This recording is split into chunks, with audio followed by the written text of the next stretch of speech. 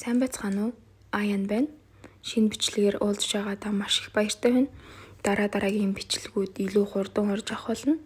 Миний сувгийг дэмжиж үргэлж хамт байдаг та бүхэнд маш их баярлалаа.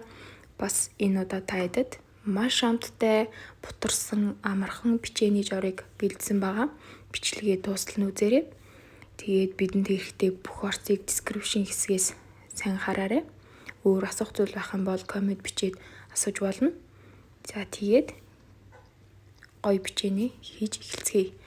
Мөн энэ болохоор гарын доорх материалуудаар хийгддэг маш онцгой жур байгаа шүү. Эхлээд хэдүүлээ өндгөө хагалж цавандаа хийн. Дээрээс нь элсэн чихэр болон ургамлын тосоо хийгээд гуруулаа ингээд нэгэн жигд маста болж сахар маань уусах хүртлээр маш сайн хутгаж өгөөрэй. Тэгээд дараагаар нь дээрээс нь бейкинг паудер хийн. Мөн гурилаа багаар хувааж хийн. Эхэндээ болохоор тийм өтгөндөө зуурмаг үүстлээ. Ингээд гар хутгачаар хутгаж өгөөрэй. Дараагаар нь болохоор үлдсэн гурилаа багаар хийгээд гараараа зөөлөн бүтцтэй тийм гоё гурил зуурах хэрэгтэй.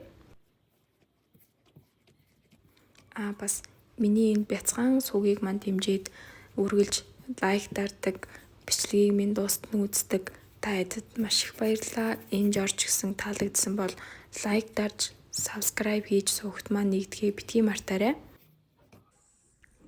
За нэг иймэрдүү зөөлөн гурил бий болох ёстой.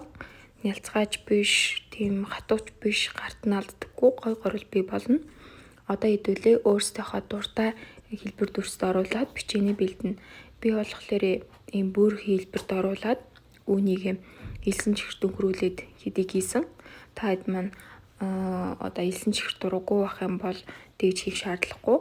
Өөрсдийнхөө дуртай хэлбэр хэмжээнд оруулж болно. Баримжаагаар аваад ингээд өнгөрүүлж байгаа шүү. Дараа нь болохоор ийм бүр хэлбэрт оруулснаа. Дээрээс нь халбагны тусламжтайгаар ийм зүрхэн хэлбэр гаргасан. Тэгээд зүрхэн хэлбэрийн гаргасан тэр хэсэгт нь барин хийсэн байгаа. Та хэд маань хүсвэл өөр шоколад хийж болно, молгоч хийж болно. Тэгээд өөрсдийнхөө дуртай барин хийгээрэй. За дараагаар нь болохоор хідэн гурил тусдаа тасч аваад үүн дээрээ жижиг юм шоколад хийсэн. Тэгээд үүнийг мөн бүр хэлбэрт оруулаад хийсэн байгаа. Хүсвэл та хэд маань хатаасан үзэм нэмсэн ч бас болно шүү.